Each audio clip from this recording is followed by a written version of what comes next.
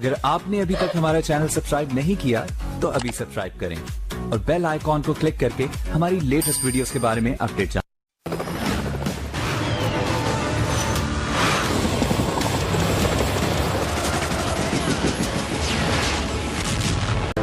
एक दशक से अधिक समय से अंतर्राष्ट्रीय राजनीति में जो चर्चा चल रही है वह यह है कि दुनिया राजनीतिक ध्रुवीकरण से गुजर रही है। जैसे जैसे पश्चिमी दुनिया से एशिया की ओर ऊर्जा बढ़ रही है, पिछले 4 दशकों में चीन की आर्थिक और सैन्य प्रणाली में बहुत बदलाव आया है। यह 2035 तक सबसे बड़ी आर्थिक शक्ति बनने और सत्ता में पहला स्थान हासिल करने की उम्मीद करता है, लेकिन ऐसा नहीं हो रहा है। रिचर्ड हर्ट्ज का मानना है कि महाशक्ति बनने के लिए कई गुणों की आवश्यकता होती है, जिसकी 2 विशेषताएं हैं। पहला, दुनिया के किसी भी हिस्से में सैन्य हस्तक्षेप और दूसरी, कहीं भी परमाणु मिसाइलों को लॉन्च करने की क्षमता होनी चाहिए। हेलो एंड नमस्कार दोस्तों, मैं आपका दोस्त रेहान एक बार फिर आप सभी लोगों का स्वागत करता हूं हमारे यूट्यूब चैनल सस्पेंस टेक पे। अगर आज किसी भी देश के पास 2 शक्तियां हैं तो वह अमेरिका है। चीनी राजतंत्र दोनों मानकों में प्रभावी नहीं लगता। चीन एशिया के पूर्ण संप्रभु बनने की कोशिश कर रहा है। भारत के साथ सीमा विवाद के परिणाम स्वरूप हालांकि भारत ने उसे चुनौती दे दी है, जबकि चीन और भारत एक संयुक्त राजनीतिक शिविर बनाने की तैयारी कर रहे हैं। अमेरिका ने भारत को अपना लाभार्थी माना है। 13 सितंबर 1949 को न्यूयॉर्क टाइम्स में एक लेख प्रकाशित हुआ था कि भारत चीन की शक्ति को दबाने में सफल होगा। भारत 655 वर्षों से चीन के लिए अपना सब कुछ कुर्बान कर रहा है। सुरक्षा परिषद की अस्थायी सदस्यता और तिब्बत छोड़ने की उदाहरण दुनिया के सामने है। फिर भी चीन भारत के साथ धोखा करता आ रहा है। हिमालयी सीमावर्ती देशों के साथ साथ भारत के खिलाफ विरोधी लहरें पैदा करना चीन के धोखे का हिस्सा बन गया है। हमने पूरी दृढ़ता के साथ वन चाइना नीति का प्लान किया है, लेकिन चीन ने अपने ओवर और असहाय पड़ोसी के ऊपर अपनी धारणा जारी रखी है। प्रधानमंत्री नरेंद्र मोदी ने अपनी पहली विदेश यात्रा भूटान से नेपाल में शुरू की। 2014 में परिवर्तन की प्रतिक्रिया शुरू हुई। यह चीन के लिए एक घातक संदेश था।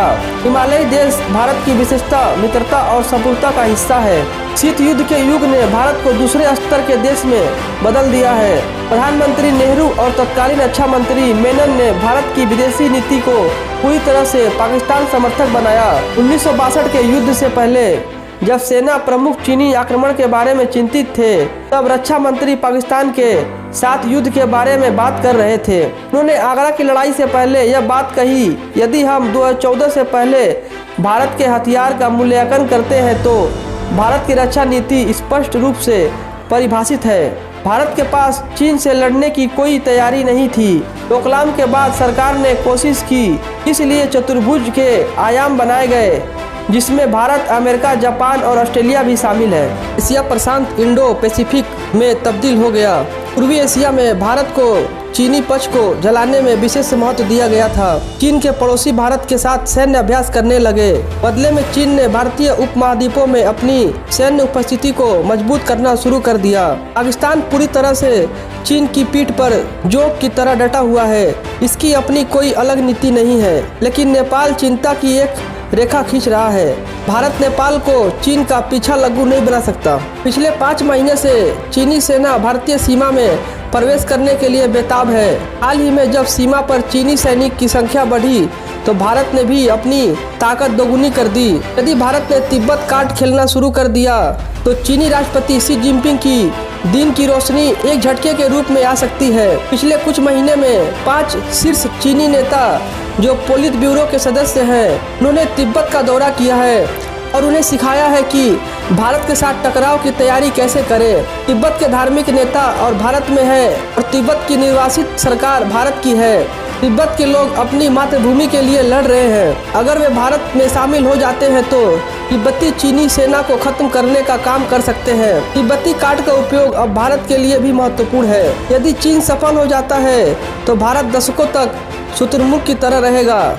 अगर चीन हारता है, जो होने की संभावना है, तो विश्व राजनीतिक में भारत का प्रभाव कई गुना बढ़ जाएगा। सत्ता में आने के कुछ समय बाद ही शी जिनपिंग ने एक विशाल चीनी साम्राज्य की स्थापना की, जो कि मिंग राजवंश अर्थात लद्दाख के अरुणाचल और भारत के जम्मू और कश्मीर के कुछ हिस्से में था। जिनपिंग का यह सपना तो चकनाचूर हो गया और सूत्रों के मुताबिक यह खबर सुनने में आया है कि शी जिनपिंग की राष्ट्रपति पद खतरे में है। बाकी वीडियो आपको कैसी लगी हमारे कमेंट सेक्शन में जरूर बताएं और वीडियो आपको अच्छी लगी हो तो हमारे वीडियो को लाइक और शेयर करें और चैनल को सब्सक्राइब करना ना भूलें और साथ साथ बेल आइकन को भी दबा दें ताकि हमारा आने वाला लेटेस्ट नोटिफिकेशन सबसे पहले आप तक पहुँचे। तब तक मिलते हैं अगले वीडियो में एक नए टॉपिक के साथ। अभी के लिए नमस्कार।